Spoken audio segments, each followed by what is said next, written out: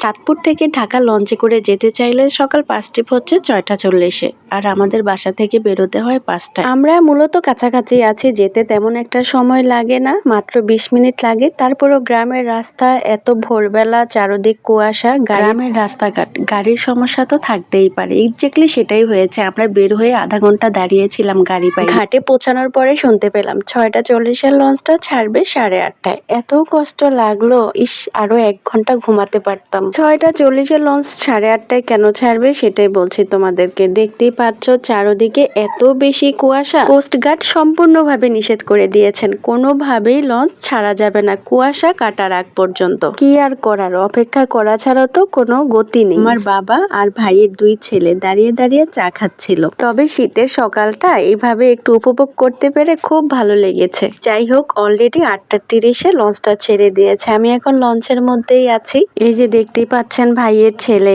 এত সকালবেলা উঠে এইভাবে যাওয়া একটা বাচ্চার জন্য খুব কষ্টকর। ভাইয়ের ছেলেটা কান্না করছিল, ডিম খাবে। আসলে এই সাদা ডিমগুলো আমার কাছে একদমই অস্বাস্থ্যকর মনে হয়। তারপরেও কি আর করার, বাচ্চাদের আবদার তো রাখতেই হয়। যাই হোক, আমি 4টা ডিম নিয়ে নিলাম, সাথে দিল বিট লবণ। ভালোই লেগেছে মোটামুটি। সবচেয়ে বেশি খারাপ লেগেছে বৃদ্ধ লোকটাকে দেখে। ওনার বয়স মোটামুটি 70-এর প্লাস হবে।